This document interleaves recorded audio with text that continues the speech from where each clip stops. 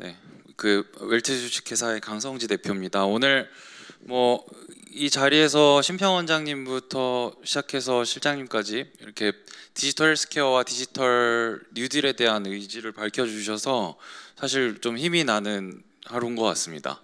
저는 웰트 주식회사의 강성지 대표입니다.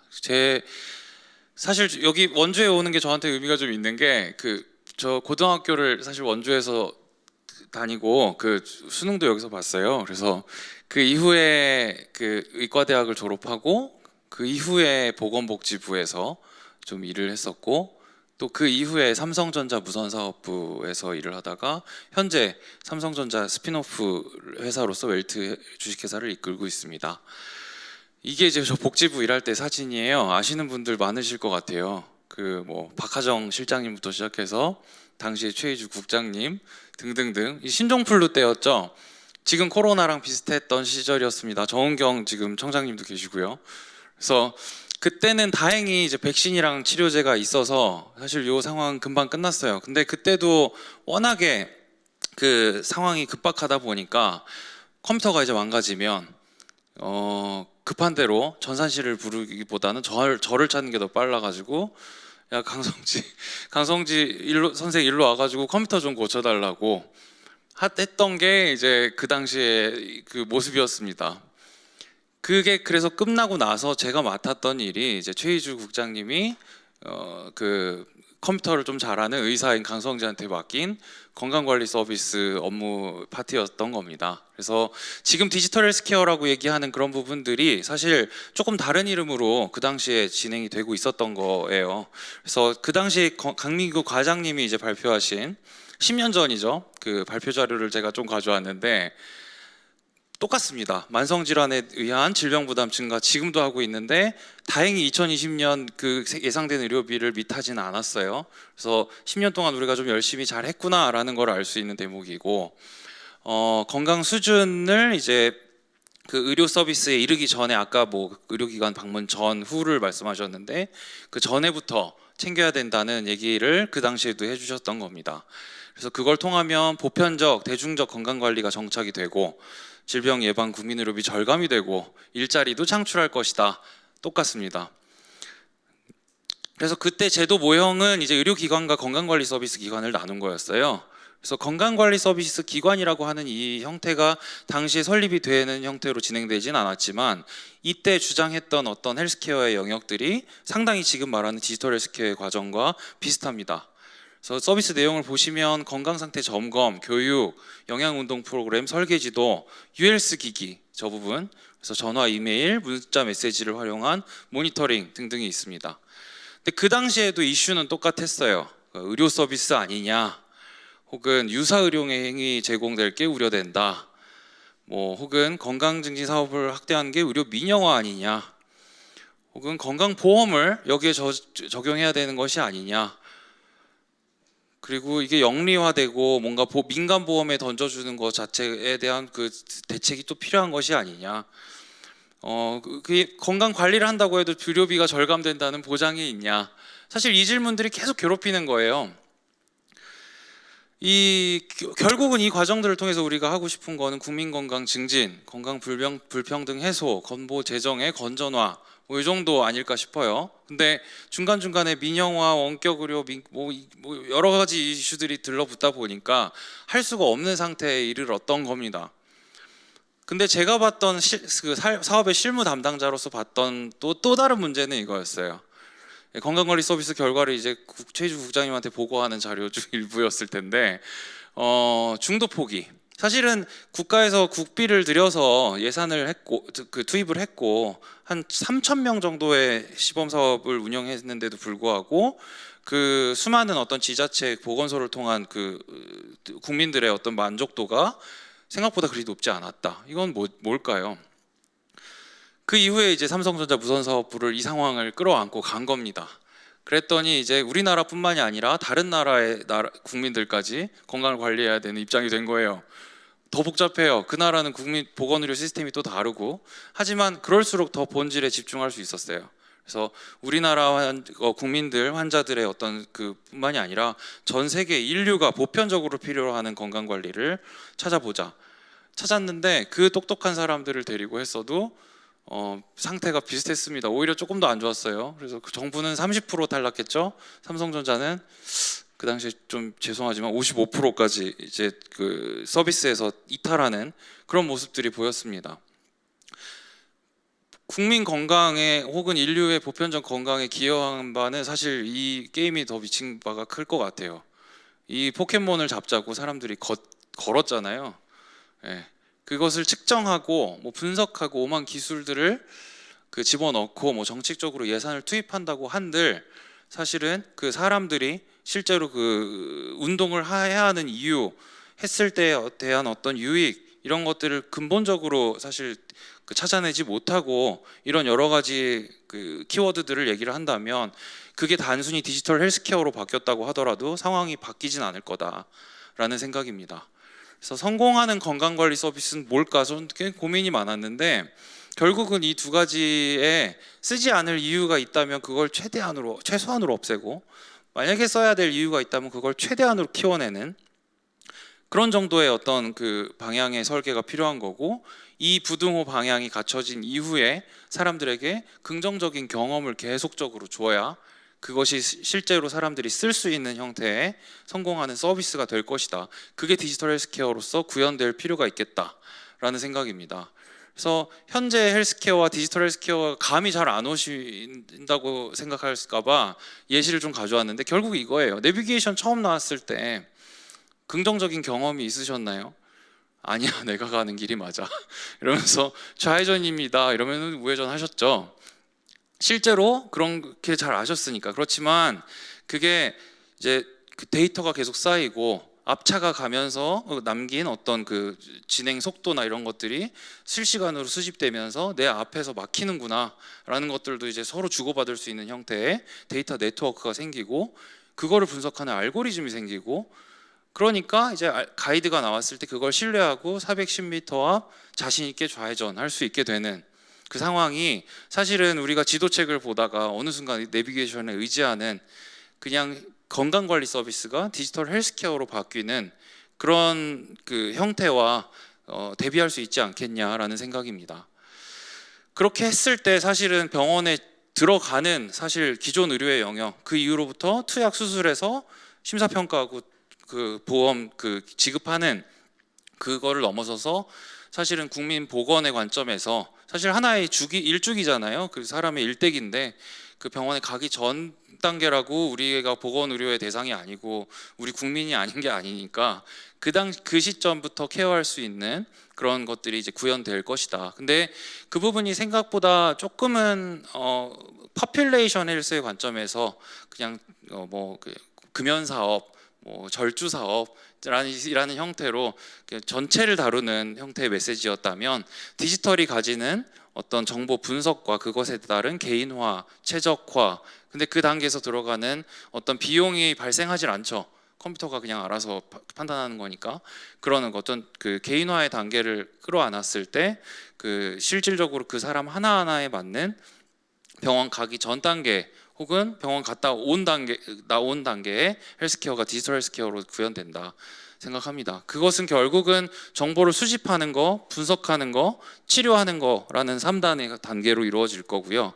혈액 검사, 영상 검사 이전의 단계를 이제 다루는 거라면 이 부분 정도가 될 거라고 생각을 해요. 유전자까지는 아니지만 유전자와 혈액 검사 사이에 과거력, 응급, 뭐 증상에 대한 그 감지, 그거에 대한 대처 이런 부분들이 디지털 헬스에서 다룰 부분일 것이다 생각합니다. 근데 그것을 이제 다른 단어로 조금 표현하자면 디지털 헬스케어 안에 저는 크게 두 가지로 나눌 수 있다는 판단이고요. 디지털 바이오마커와 디지털 테라퓨틱스 치료제. 그래서 진단과 치료로 좀 볼 필요가 있고 저희가 이제 이 사진으로 좀 유명을 해요. 저희 회사는. 근데 이 사진은 그냥 저희가 벨트를 팔기 위해서 저 그 대통령께서 들고서 이렇게 찍어주신 사진이고 사실은 이 벨트를 통해서 웨어러블이잖아요.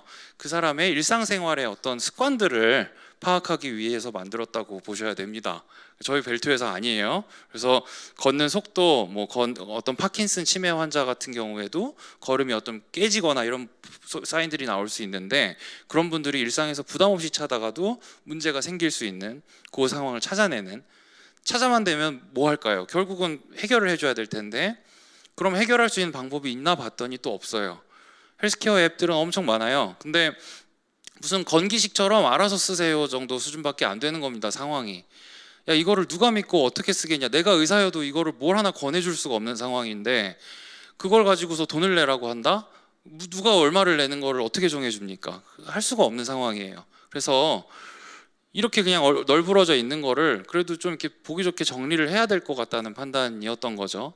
그 관점에서 디지털 치료제라는 단어가 사실 많은 의미를 가지고 등장을 하는 겁니다. 결국 실제로 시장도 그냥 헬스케어 앱들 만보기 같은 것들은 줄어들고 있고요. 질병의 특이적인 앱들은 늘어나고 있어요. 그래서 기존에 있었던 앱일 겁니다. 하지만 식약처가 하는 일이 뭐죠? 사용 목적을 중심으로 안전성, 유효성을 평가하는 거고, 심평원이 하는 일이 뭐죠?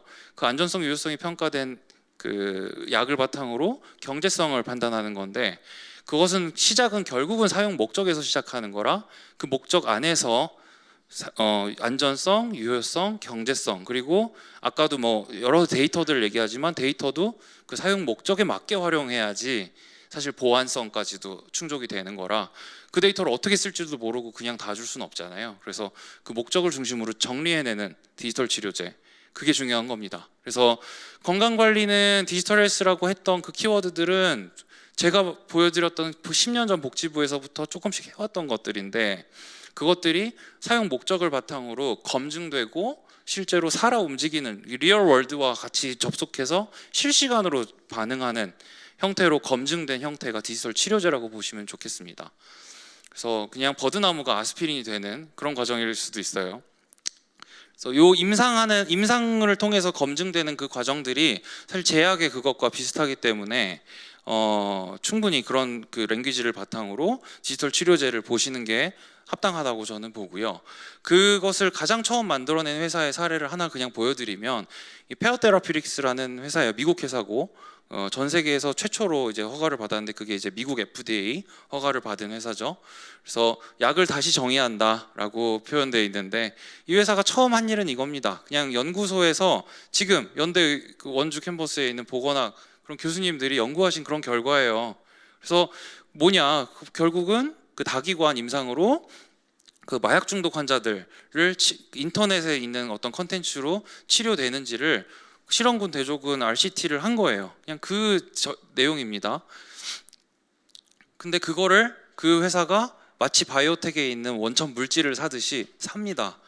그래서 이 연구하신 게 단순히 그런 게 아니라 미국이 마약과의 전쟁도 하고 있는데, 이 값진 어떤 제품을 저희가 제약의 관점에서 임상을 해보겠습니다라고 해서 훨씬 더 스케일을 키워서 임상을 해요. 허가용 임상을, 연구자 임상을 가지고 시작을 한 걸 허가용 임상을 합니다. 근데 대조군을 설정할 때 사람이 이제 상담하는 군을 대조군으로 설정하고, 실험군에는 사람이 좀 개입하는 수준을 낮추고, 거기에 아까 보여드린 그 컨텐츠를 같이 집어넣어서 실험군을 설정을 해요. 그랬더니 치료 효과도 유효성도 좋아졌고요.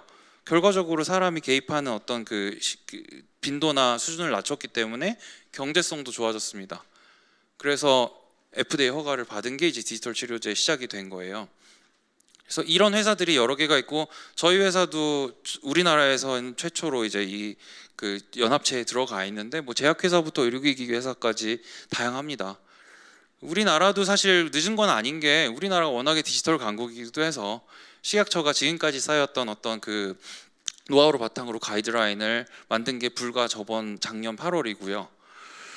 저희 같은 경우에는 처음에 하는 게 그냥 저희가 한다고 누가 믿어줄 건 아니라는 걸 알기에 그 복지부 국립정신건강센터랑 같이 처음부터 그냥 협약을 맺고 같이 개발해서, 우리가 좀 이렇게 보여드릴 게 있으면 가감없이 그 투명하게 보여드리면서 가겠다라는 이제 식의 의지를 표명을 하면서 이제 가고 있습니다.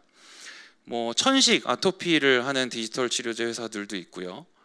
당뇨 회사, 이거는 CVS랑 하는 미국 회사고, CDC에서 하는 그 인정하는 방뇨 치료 회사도 있고, 이거 같은 경우에 인도에 사실 강원도가 산간이 많다고 하지만 히말라야만 할까요? 산간 오지까지 사실 그런 약을 보내는 게 인도가 쉬운 일은 아닐 거예요. 약값도 우리나라나 싸다 놓고 느끼지 비쌀 거고, 디지털이 가지는 강점을 10분 활용해서 이렇게 당뇨 치료제 회사들도 등장을 합니다.